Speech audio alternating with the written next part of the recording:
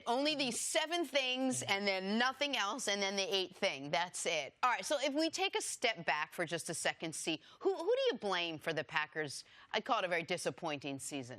Well, I don't think that I'm just going to point specifically at one aspect. I think that, like a number of teams, but the Packers in particular, I think them in New England, when you look at the new rules that are really helping out a lot of quarterbacks play at a higher level than we're used to seeing, what we're seeing is we're seeing other teams, their quarterbacks can play to the level that the Packers and the Patriots are used to seeing only their quarterbacks play at. Because of the rules and because they become easier to be able to throw the ball, teams' quarterbacks are far more effective. Now, I think teams will adjust this offseason, but I think that part right there, we could talk about the personnel moves, the new general managers, new coaches. We can do that, but for me, I think that's one aspect that was miscalculated because we didn't know the numbers were going to jump as high, and we didn't think our best 2 quarterbacks, in Aaron and Tom Brady, that the pack would be so close to them. Like, why wouldn't they benefit from these rules? I can't explain that, but in looking at today's game, these other quarterbacks are able to get closer. They're able to be more effective passing the ball. Other teams are. So then you can get off into the other things. How talented are the Packers? They're not that much more talented. They still have not established a running game through the years. Their defense still has questions on the road. Clay Matthews, how much more football does he have in him? So there's a number of things that people will blame. But I'm just saying I think that Packers miscalculated because now being able to generate a passing game is a lot easier, and Aaron Rodgers has not benefited from it, and Tom Brady have not benefited from it. So that's a really interesting point, that the new rules made a lot of quarterbacks that were 60% of Rodgers, now 80% of Rodgers. Are they going to make Rodgers 20% better? Like they have Drew Brees. Like Drew Brees is on that top tier quarterbacks. Yes. Like they have Phillip Rivers. You took the words out of my mouth. That's a perfect point, Jenna. Like for Brady, I can understand it. I think it's personnel and age. I think you are seeing Brady, even though he's held off Father Time better than any quarterback ever, doesn't mean Father Time's not gaining any ground on him. With Rodgers, it's a little more perplexing. But watching last night, I saw something that I've seen repeatedly this year, which is, I know he missed that pass to Devontae Adams when they were down 10, but that pass notwithstanding, Rodgers early in games, instead of trying to pick up the easy first down, is going for kill shots. Kill shots that wouldn't even be kill shots, just like big plays. There are multiple times in yesterday's game where they had 3rd and manageable, and Rodgers is throwing the ball, taking a shot downfield. And that speaks to me, yes, a guy that has enormous faith in his ability, but also a guy that maybe doesn't have as much faith or in the ability of everyone around him, the coaching staff and the players, and feels like, I've got to do it all. I've got to do it myself. What did he say last week? I have to play perfect or a near perfect game for us to win. And yesterday, and that was alarming when he said that. Yep. Because I just haven't heard players or never heard a coach tell players that they had to play perfect games. And yesterday, he was far from it. I mean, 198 yards, a 94 rating, 1 touchdown, no picks. In the 2018 NFL is like a C-minus game. That's a below league average game when he had to play well. But the bigger worry for me, Jen, about the Packers is this is the 3rd straight year that through 11 games they have 6 losses. 3rd straight year that through 11 games they have 6 losses and below 500. Now, last year, we know what happened. Rodgers broke his collarbone. But the year before that, he was healthy. This year, I know he got hurt in the first week, but he's played every game. This is a systemic issue from the head coach, and I am going to mention the personnel. See, I couldn't help but hear them talking about all the young guys they have playing in the secondary last night and not think about, even if Ha-Ha Clinton-Dix wasn't playing great, he'd be better than a guy who was a converted corner to safety who was a reserve. So there's systemic issues, and Rodgers needs to play perfect, and I would argue he is right now having the worst year he's had in 5 or 6 years. Well, before we get to the Vikings, there was something they mentioned during the broadcast last night, maybe it was before, that this Packers offense just looks stale. Like, if you look at all the other offenses, they have developed and they have kept up with all the rest of the league, and this Packers offense looks exactly like it did in, like, 1987. It's not the old-school coach. Bill Belichick changes with the time, changes with their opponent, and the Packers don't seem to do that, and you have this great quarterback, and you're not doing anything with it other than your standard go out there and do what has worked in the past. I think that's an amazing question. That's something I never, ever looked at.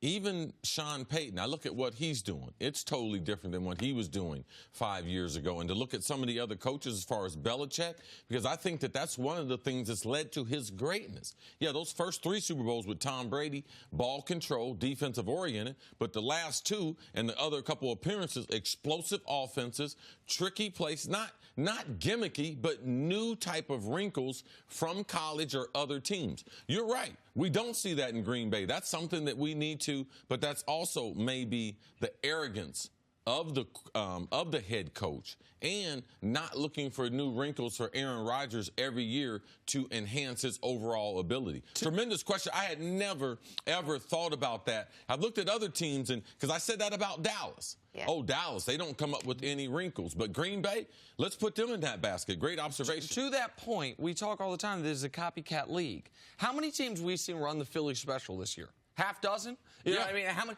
How many times do we see a play that the Chiefs run early in the year that then the Saints or the Rams or a team steals from them? Sean McVay, he bragged about it. Yes. And so I'm just curious, how many coaches, offensive coordinators across the league are watching Green Bay and saying, oh, let's take that from them? Oh, I haven't seen that before. Oh, that's an interesting way to get the tight end involved. Whatever it is, you don't see it. I think you crystallized it perfectly, Jenna. It seems like that if you were to just look at the routes guys are running and lay them out on a graph, this year to 2016 to 2014 to 2012 would look very similar, and that what worked then might not work now as the game is evolving, as defenses are What evolving. you see now is they don't get the yards per catch. So even if we laid that, what they were doing in those years, 15, 16, 17, 18, and we put what they're doing now, the routes might be the same, but we're not seeing the finish at the end of these. We don't see outside of their number 1 receiver. Devontae Adams. We don't see other guys scoring the football. The way they used to be able to spread it around, they would normally have 4 or 5 guys that have 7 touchdowns. Now, basically, Adams is the only guy a threat to be able to score, and the yards after the catch in pro football, it becomes very, very important, and we don't see that. It might be surprising to some the Packers have lost 4 or 5. I'll tell you one guy that probably wasn't that surprising to. Aaron Rodgers. He told us before the bye. He knew this stretch was coming. He knew they weren't playing at a level that if they stayed at the level they were at going into the bye, they were going to struggle in this 5-game stretch. They struggled in this 5-game stretch. All right. Well, first of all, the face. Second of all, what happened on that last costly interception? Well, it was a run-pass option. You could see the offensive linemen, they're always going to block the run. The thing that I have the biggest problem with is I listen to Ben, all his interviews and everything, and Ben is, every once in a while, he'll get a little whiny on you. Wee, oh, poor me, wee. I've never seen the history of football defensive lineman down the field. If it's a RPO, a true RPO, once you get the bad snap, unless you think you just have superior matchups on the outside, you have to abort the passing part because you're not going to have a good play fake because it's about timing. You want the defense to be able to see the ball, so you want the ball in your hands. You want the defense to see him put it in his belly, a long read to be able to suck up that inside coverage. So a lot of things went wrong here. When it was a bad snap, Ben should have handed the ball off. And even if he did decide, I am going to throw it, he's got to throw this ball about a foot beneath the goalpost. Goalpost is 10 foot. You throw it 9 feet, then a guy like AB, who's 5'10", he can still be able to get to it. So a number of mistakes by Ben Roethlisberger. Nick, isn't it hard to pull off the RPO that close to the end zone? Isn't your timing off anyway at that point? I know last week they ran the little option play close to the end zone. I think you can if it's run well, but you're trusting your veteran quarterback to do anything other than this. Yes. And by the way, Ben, I understand maybe a little fluky the D lineman gets it. That ball's not getting completed. It's not as if AB was wide open past the D lineman. Roby could have picked it off. Yeah, certainly would have knocked it down. Definitely. And so, like, even if the D lineman's not there, what does he see there? Where AB never gets separation from Roby, and like you're saying, his only hope would have been throw it to where it either is going to my guy or out the back of the end zone. Throw it high, right? You throw it high at the back line, low on the front line of the end zone. Yes, absolutely, yes. And the thing that Ben said, he's right. I've never seen a defensive tackle who was dropping back into coverage. But watch the defensive tackle. He reads Ben's eyes. once he reads his eyes, he gets real soft, so he's getting ready to jump. So when he's getting ready to jump, Pouncey pushes him back into the end zone. So your fake was so bad that the defensive tackle read it. And by the way, this is something for Big Ben. As great as he is, this is one of his bugaboos, is these interceptions in the end zone. We saw it last week against the Jags when it looked like the Jags were going to win, when the Steelers were being shut out. I think it was 10-0 at that point in time. Jacksonville ended up driving down the field and scoring. Last year, their biggest game of the year, the single biggest play of their season, he throws a pick in the end zone against New England that swung home field in the AFC. And now this game. And the Steelers, they got away with one last week. Talked about how in the last 16 on the road, they were 14-1-1 with no regulation losses. It's like they needed to lose a game.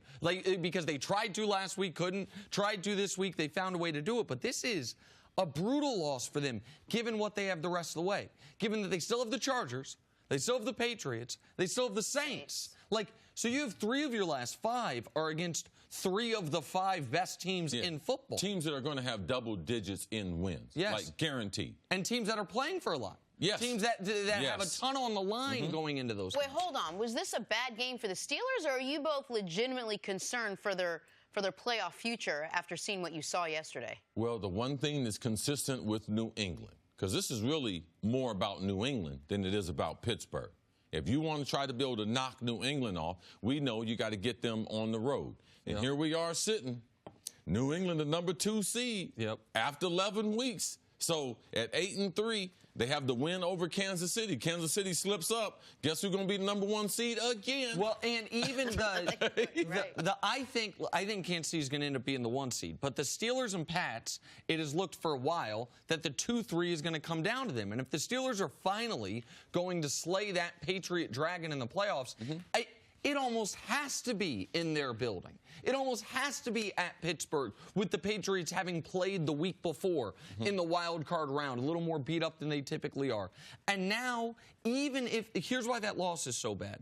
Even if they beat New England, they are far from a lock for that 2 seed, because they still have the Chargers, they still have the Saints, as we mentioned.